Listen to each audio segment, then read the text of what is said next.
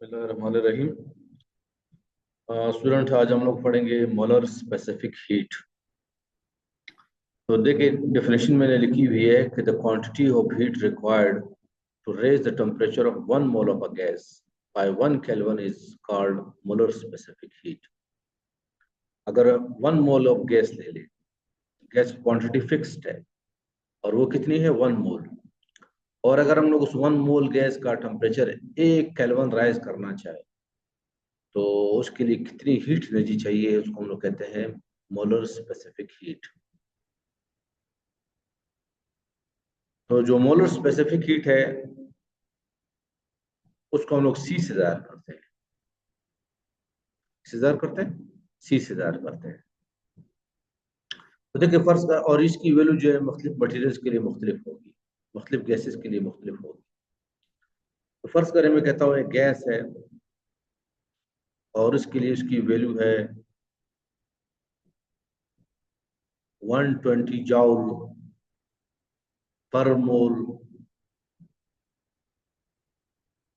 पर केल्विन पर केल्विन।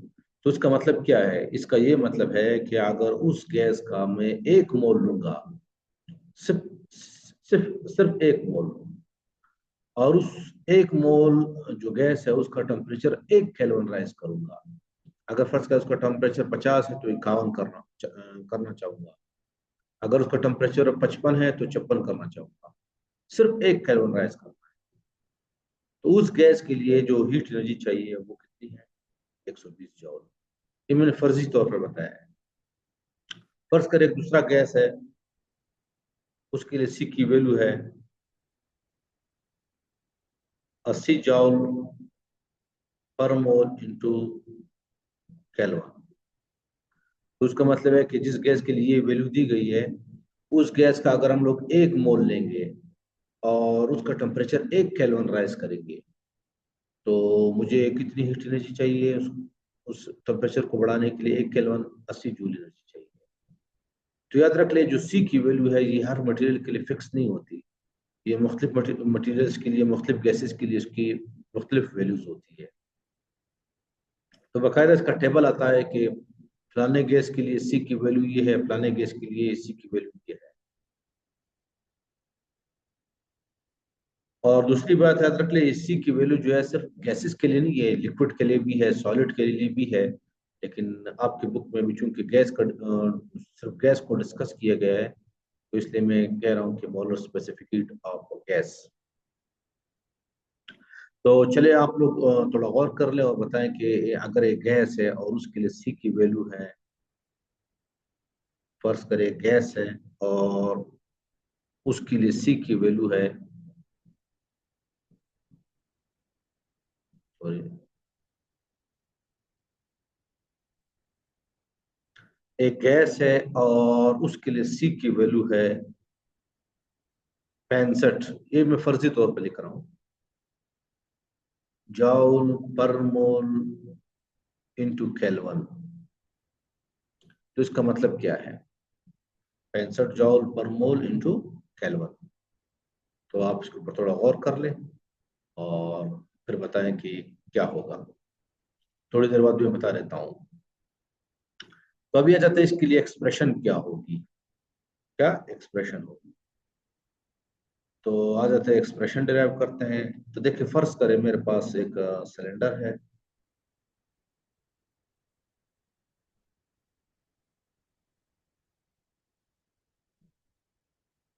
और उस सिलेंडर का ये पिस्टन है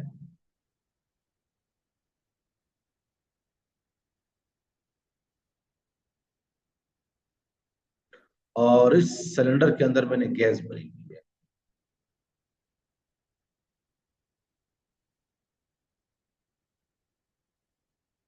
क्या भरी हुई है?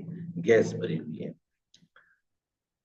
अभी याद रख ले कि अगर फर्ज कर इसका टेम्परेचर में डेल्टा टी राइज करना चाहूँ और इस गैस के जो नंबर ऑफ मोल्स है वो n है, तो देखिए मैं कहता हूँ नंबर ऑफ मोल्स वो n है। मतलब इस सिलेंडर के अंदर जो मैंने गैस भरी हुई है उसके नंबर ऑफ मोल्स कितने हैं? n है। एन नंबर ऑफ मोल्स की गैस मैंने भरी हुई है, और फर्ज करें मैं उसका टेम्परेचर राइज करना चाहता हूँ, डेल्टा टी। फर्ज करें इसका टेम्परेचर अभी 40 है, फर्ज करें मैं 60 करना चाहता हूँ, तो टेम्परेचर में कितना राइज करना चाहता हूँ, डेल्टा टी।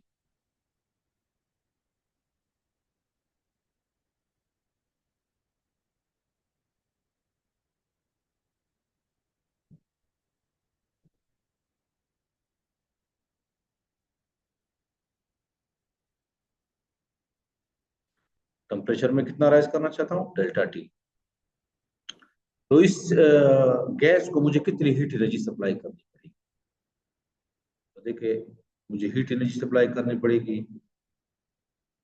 हीट एनर्जी को फर्ज करें मैं कहता हूँ जो मैं सप्लाई कर रहा हूँ डेल्टा क्यू। तो सवाल पैदा होता है कि ये डेल्टा क्यू किस चीज पे डिपेंड करेगा।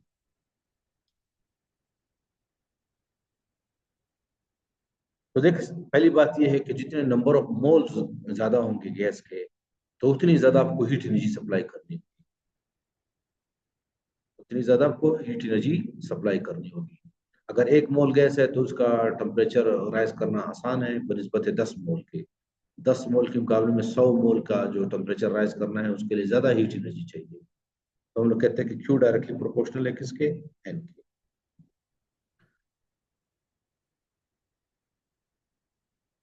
और दूसरी बात है कि जो हीट एनर्जी आप सप्लाई करोगे वो डिपेंड करता है कि आप टेम्परेचर कितना राइज करना चाहते हो, टेम्परेचर कितना राइज करना चाहते हो।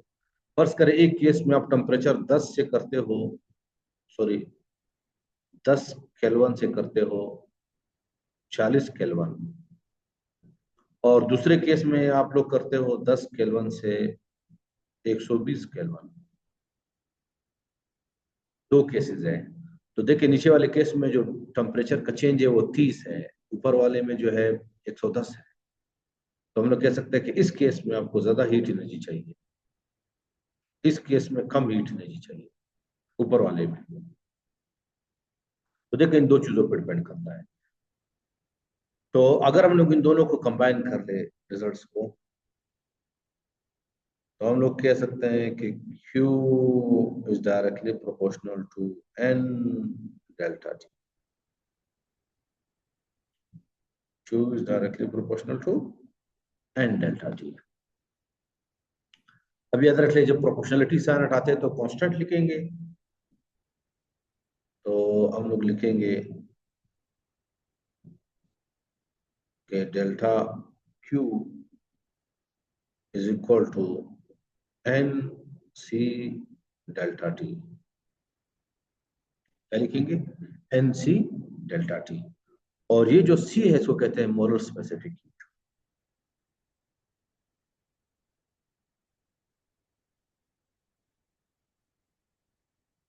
मोलर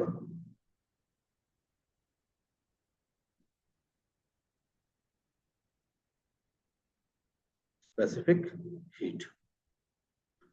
तो आ जाते हैं कि अगर हम लोगों ने सी की वैल्यू मालूम करनी हो तो उसको किस तरह मालूम करेंगे।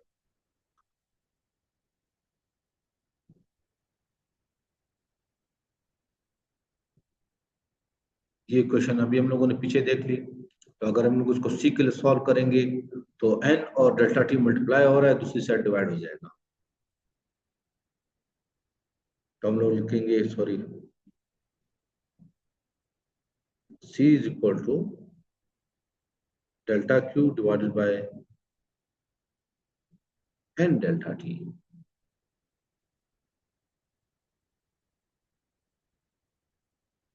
N delta T. तो ये सी की इक्वेशन आ गई। याद रखिए सी की वैल्यू तमाम गैसेस के लिए एक जैसी होना, एक जैसी नहीं होगी, मुख्तलिफ गैसेस के लिए सी की वैल्यू मुख्तलिफ होगी। तो अभी देखिए आ जाते हैं कि इसका यूनिट क्या होगा। जो स्पेसिफिक हीट है इसका यूनिट क्या होगा। तो इसका यूनिट हम लोग इस पूरी ऊपर वाली इक्वेशन से निकालेंगे। हम लोग डेल्टा क्यू का यूनिट दर्ज करेंगे, एन का यूनिट दर्ज करेंगे और डेल्टा टी का यूनिट दर्ज करेंगे। तो देखिए डेल्टा क्यू का यूनिट क्या है, जाओ, और जो अमाउंट ऑफ सब्सटेंस है, सॉरी जो नंबर ऑफ मोल्स है उसका यूनिट मोल। और चेंज इन टेम्परेचर का यूनिट केल्विन। या इसको हम लोग इस तरह लिख सकते हैं कि जॉल मोल इनवर्स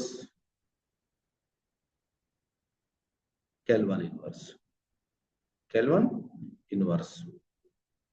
अब यहाँ पे एक बात ऐड कर देता हूँ, ये केल्विन टेम्परेचर स्केल होना जरूरी नहीं है, ये डिग्री सेंटीग्रेड भी हो सकता है, क्योंकि याद रख ले यहाँ पे चेंज इन टेम्परेचर आ रहा है। और अगर आप एक केल्विन टेम्परेचर चेंज करेंगे या 1 डिग्री सेंटीग्रेड टेम्परेचर चेंज करेंगे, ये बिल्कुल इक्वलेंट है, एक जैसे है। तो इसका दूसरा यूनिट ये भी हो सकता है कि जॉल पर mole into degree centigrade, degree centigrade. क्योंकि याद रखें कि एक kelvin change in temperature equivalent है 1 डिग्री चेंज इन टेम्परेचर के। अभी चलते हैं कि जो जो भी गैस दी गई है उसका टेम्परेचर अगर आप लोग राइज करना चाहते हो तो ये आप दो तरीकों से कर सकते हो। एक तो ये है कि आप वॉल्यूम को कांस्टेंट रखो, और दूसरा ये है कि आप प्रेशर को कांस्टेंट रखो। तो इसी बुनियाद पे अभी दो डेफिनेशंस मजीद बन गई। एक को हम लोग कहते हैं molar specific heat at constant volume, जिसको हम लोग कहते हैं सीवी, और दूसरा आ जाता है molar specific heat at constant pressure. तो अगर आपको पीछे कॉन्सेप्ट क्लियर हो गया तो बहुत ईजी है। तो हम लोग कहते हैं कि अगर आप लोग कांस्टेंट वॉल्यूम को कांस्टेंट रखो, गैस के कांस्टेंट को चेंज ना करने दो, और आप उस गैस का टेम्परेचर जो है 1 मोल का 1 केल्विन या 1 डिग्री राइज करना चाहो, तो आपको कितनी हीट एनर्जी चाहिए? तो उसको हम लोग कहते हैं molar specific heat at constant volume. तो देखिए मैं पढ़ लेता हूँ। The amount of heat required to raise the temperature of 1 mole, 1 mole of a gas by 1 Kelvin while keeping its volume constant is called molar specific heat at constant volume। तो आज थे इसको लैब में किस तरह perform करेंगे। तो lab में फर्ज करें मैंने सिलेंडर लिया एक सिलेंडर लिया और उसके ऊपर एक पिस्टन लगा दिया।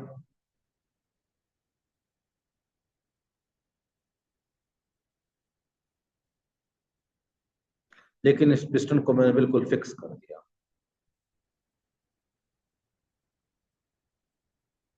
मतलब इस पिस्टन को ना ऊपर जाने दे रहा हूं ना नीचे जाने दे रहा हूं।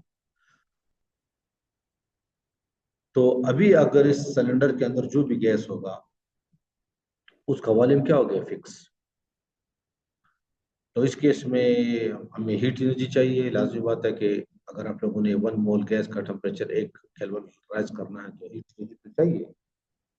तो इस केस में हम लोग इस इक्वेशन को किस तरह लिखेंगे? हम लोग लिखेंगे कि delta Q V is equal to N C V delta T, N C V delta T. या अगर आप सी वी को लिखना चाहो तो यह आ जाएगा delta Q V divided by N delta T divided by N delta T.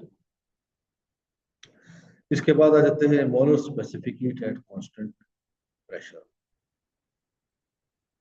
तो देखिए अगर हम लोग प्रेशर को कांस्टेंट रखें गैस का, और हम लोग चाहें कि गैस का टेम्परेचर जो है 1 केल्विन राइज हो 1 मोल का, तो कितनी हीट एनर्जी चाहिए? इसको हम लोग कहेंगे molar specific heat at constant pressure.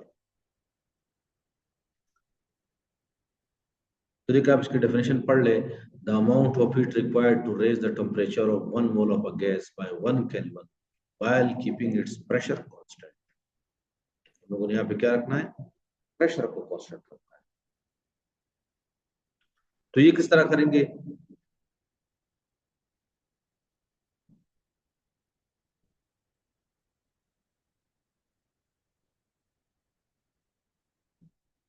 फर्श कर एक सिलेंडर है और उसके ऊपर ये पिस्टन है,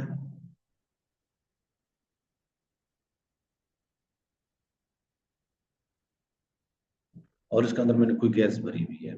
लेकिन इस केस में मैं पिस्टन को फिक्स नहीं करूंगा, पिस्टन को अलाउ करूंगा कि ऊपर चला जाए। क्या हो जाए? ऊपर चला जाए। तो फर्स्ट करें अभी मैं हीट एनर्जी सप्लाई करूंगा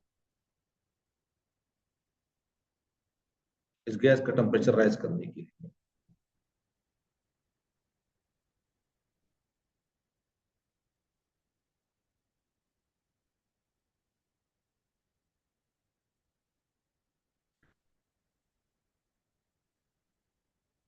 तो जब मैं इसको हीट एनर्जी सप्लाई करूंगा तो इस गैस का प्रेशर बढ़ेगा, लेकिन ये पिस्टन जो है मूव कर सकता है ऊपर की तरफ। तो ये पिस्टन थोड़ा सा ऊपर मूव करेगा, और जब ऊपर मूव करेगा तो फिर गैस एक्सपेंड हो जाएगी, प्रेशर दोबारा रिड्यूस हो जाएगा, और फिर एक नई पोजीशन पे जो है पिस्टन रुक जाएगा। तो प्रेशर को हम लोगों ने इस तरह क्या रखा, कांस्टेंट रखा। यहाँ पे भी देखिए एटमॉस्फेरिक प्रेशर, यहाँ पे भी कौन सा प्रेशर है, एटमॉस्फेरिक प्रेशर। तो पिस्टन किस पॉइंट पे रुक रहा है, जहाँ पे एटमॉस्फेरिक प्रेशर और गैस का प्रेशर बराबर होता है। तो इस तरह हम लोगों ने प्रेशर को क्या रखा, कांस्टेंट रखा। तो इस केस में हम लोग कहते हैं कि जितनी हीट एनर्जी आपको चाहिए इसके 1 मोल ऑफ गैस का टेम्परेचर 1 केल्विन राइज करने के लिए, तो उसको हम लोग क्या कहेंगे, molar specific heat at constant pressure. तो जो पिछली क्वेश्चन है अभी इसको किस तरह लिखेंगे, हम लोग लिखेंगे कि delta Q P is equal to N C P delta T, C P delta T. तो C P is equal to delta Q P divided by N delta T, divided by N delta T. तो ये simple सी बात है, बहुत easy concept है। तो अभी चलते हैं कि एक और काम करते हैं कि रिलेशन निकालते हैं सीपी और सीवी के दरम्यान में।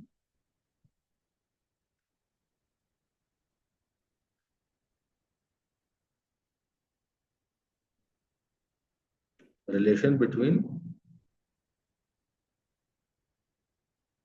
CP and CV. Molar specific heat at constant pressure और molar specific heat at constant volume में क्या ताल्लुक है, में क्या ताल्लुक है। तो आ जाते हैं, पहले आ जाते हैं कि फर्ज करें गैस को मैं कांस्टेंट वॉल्यूम पे हीट अप करता हूँ। किस पे, कांस्टेंट वॉल्यूम पे।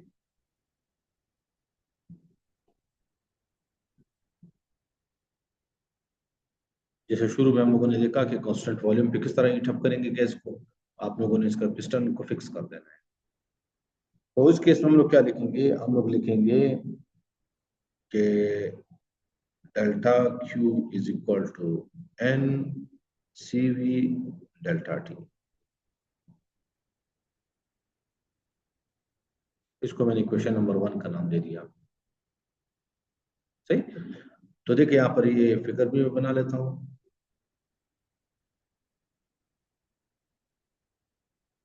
ये सिलेंडर है और ये इसका पिस्टन है, लेकिन पिस्टन को मैंने क्या कर दिया, फिक्स। और इसके अंदर कोई गैस भरी हुई है। मैं delta Q heat energy supply करूंगा और वो उसका जो टेम्परेचर राइज करेगा। अभी देखिए यहाँ पे हम लोग फर्स्ट लॉ ऑफ थर्मोडायनेमिक्स भी अप्लाई करें। तो फर्स्ट लॉ ऑफ थर्मोडायनेमिक्स क्या कहता है कि delta Q is equal to delta U plus W.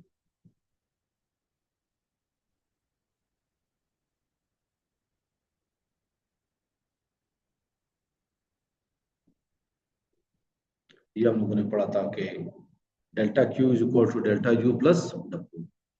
अब याद रखिए यहाँ पे चूंकि वॉल्यूम कांस्टेंट है तो यहाँ पे मैं लिखूंगा। और दूसरी बात याद रख ले कि यहाँ पे डब्ल्यू जो है वो 0 है, ना सिस्टम के ऊपर वर्क हो सकता है ना सिस्टम वर्क कर सकता है, क्योंकि पिस्टन फिक्स है। तो मेरे पास क्या आ जाएगा, delta Q B is equal to delta U. और अगर फर्ज करें ऊपर से मैं वैल्यूज दर्ज कर लूँ डेल्टा क्यू की, तो मेरे पास ये आ जाएगा। देखिए मैं लिखता हूँ पुटिंग 1 इन अबव इक्वेशन, 1 की वैल्यू उठाऊंगा और अबव इक्वेशन में दर्ज कर दूंगा। तो मेरे पास क्या आ जाएगा कि N C V delta T is equal to delta U, या हम लोग कह सकते हैं कि delta U is equal to N C V delta T. अब इसको मैं क्वेश्चन नंबर क्या नाम दे दिया, 2 नाम दे दिया। अभी चलते हैं कांस्टेंट प्रेशर पे। तो देखिए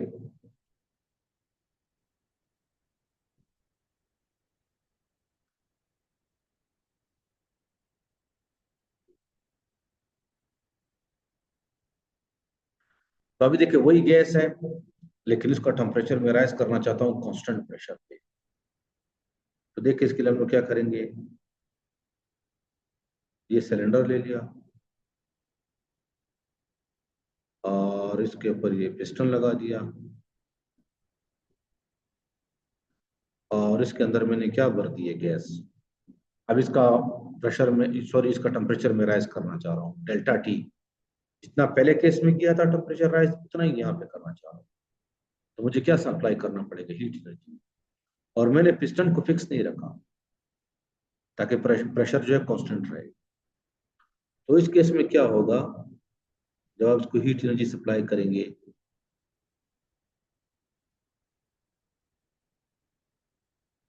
ये पिस्टन ऊपर जाएगा,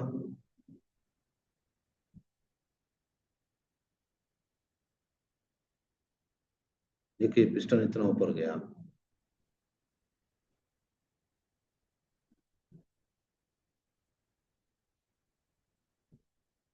प्रेशर कांस्टेंट रहेगा और सिस्टम वर्क करेगा। तो देखिए हम लोगों ने पढ़ा था कि delta Q P is equal to N C P delta T. इसको मैंने इक्वेशन नंबर 3 का नाम दे दिया। सही। अब याद रख लिया, अगर हम लोग first law of thermodynamics apply करें तो फर्स्ट लॉ ऑफ थर्मोडायनामिक्स के मुताबिक delta Q is equal to delta U plus W आएगा। Delta Q is equal to delta U plus W. अब याद रखिए इस केस में डब्ल्यू जीरो नहीं है, तो डब्ल्यू हम लोग को कैलकुलेट करना पड़ेगा। और ये डब्ल्यू जो हम लोगों ने कैलकुलेट किया था आइसोबैरिक प्रोसेस में, तो ये हमारे पास आया था pressure multiply by change in volume. तो देखिए यहाँ पे प्रेशर कांस्टेंट है लेकिन वॉल्यूम चेंज हो रहा है। तो अगर मैं इस वैल्यू को ऊपर दर्ज कर लूं,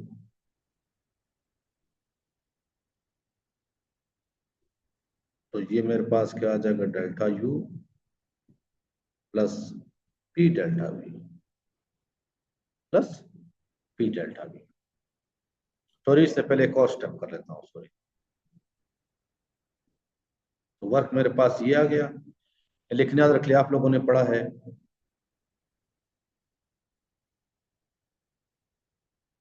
कि P V is equal to N R T, ideal gas equation. अब यहाँ पे देखिए वॉल्यूम चेंज हो रहा है और टेम्परेचर चेंज हो रहा है, तो मैं लिख सकता हूं कि P delta V is equal to N R delta T, N R delta T. तो इसका मतलब है इस वर्क को मैं लिख सकता हूं कि work is equal to N R delta T, N R delta T. इसको मैंने इक्वेशन नंबर क्या नाम दे दिया, इसको मैंने इक्वेशन नंबर नाम दे दिया 4, और इसको मैंने इक्वेशन नंबर नाम दे दिया 5। उम्मीद करता हूँ कि आप लोग क्लियर हो गया होगा। P V is equal to N R T. अब याद रखिए यहाँ पे सिर्फ वॉल्यूम चेंज हो रहा है और टेम्परेचर चेंज हो रहा है, तो दोनों के साथ मैंने डेल्टा लिख लिया। बाकी ना एन चेंज हो रहा है ना पी चेंज हो रहा है। अब याद रख लिया, यहाँ पे हम लोगों ने काम करना है कि इक्वेशन नंबर 3 से जो है क्यू डेल्टा पी की वैल्यू लेनी है, इक्वेशन नंबर 5 से जो है डब्ल्यू की वैल्यू लेनी है, और इक्वेशन नंबर 2 से जो है डेल्टा यू की वैल्यू लेनी है, और ये वैल्यूज उठाकर इक्वेशन नंबर 4 में दर्ज करनी है। इसमें दर्ज करनी है इक्वेशन नंबर 4 में। तो देखिए मैं कहता हूं कि पुटिंग इक्वेशन 2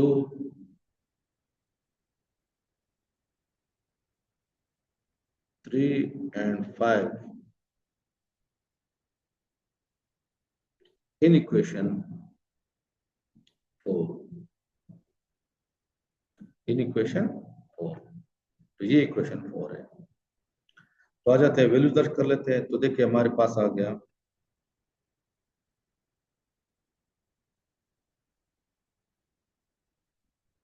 तो मेरे पास क्या गया कि N C P delta T is equal to N C V delta T plus N R delta T.